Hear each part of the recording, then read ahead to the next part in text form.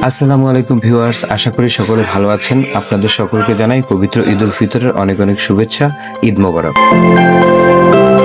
এবারের ঈদের সকালটা আমাদের জন্য একটু ভিন্ন ছিল। সকাল থেকেই আকাশ ভেঙে প্রচুর পরিমাণে বৃষ্টি হচ্ছিল। বৃষ্টির তোড়ে আমরা নামাজ পড়ে সোজা বাসায় চলে আসি। কোথাও বেরোনোর কোনো উপায় ছিল না। মনটা কিছুটা খারাপ থাকলেও আমরা ধৈর্য ধরেছি আবহাওয়ার জন্য। অবশেষে বিকেলবেলা যখন আকাশটা একটু পরিষ্কার হলো এবং আবহাওয়া ভালো হলো, আমি আমার বন্ধু সাইমন আমাদের ফ্যামিলিকে সাথে নিয়ে বেরিয়ে পড়লাম একটু আনন্দ ভাগাভাগি করতে। আমরা গ্রাম অঞ্চলে বসবাস করি, আর আপনারা জানেন গ্রাম অঞ্চলে শহরের মতো ওভাবে ট্রাভেলিং স্পট বা পার্ক থাকে না। কিন্তু আমাদের এই এলাকাতে আমাদের একটি প্রিয় জায়গা আছে। স্থানীয় শেরেবাংলা ব্রিজ। প্রতি বছর ঈদ উল ফিতর হোক বা ঈদ উল আজহা, আমাদের যে কোনো উৎসবে এই ব্রিজটি হয়ে ওঠে সব থেকে বড় মিলন মেলা। আপনারা ভিডিওতে দেখতে পাচ্ছেন ব্রিজের উপর মানুষের উপচে পড়া ভিড়। মনে হচ্ছে পুরো এলাকা আজ এখানেই চলে এসেছে। এখানে সব বয়সের মানুষের সমাগম লক্ষ্য করা যায়।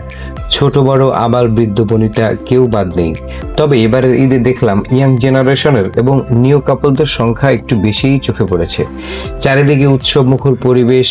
এই ঈদকে কেন্দ্র করে ব্রিজের উপর প্রচুর পরিমাণে খাবার দাবার এবং খেলনার দোকান বসেছে। বাচ্চারা তাদের পছন্দের খেলনা কিনছে, আর বড়রা মেতে উঠেছে গল্প আর আড্ডায়। তবে ভিড় এত বেশি ছিল যে আমাদের পক্ষে বেশিক্ষণ এক জায়গায় দাঁড়িয়ে থাকা সম্ভব হচ্ছিল না। ব্রিজের উপর কিছুক্ষণ বসে ছবি তুলে আমরা চলে আসলাম ফুচকা ও চটপটির দোকানে।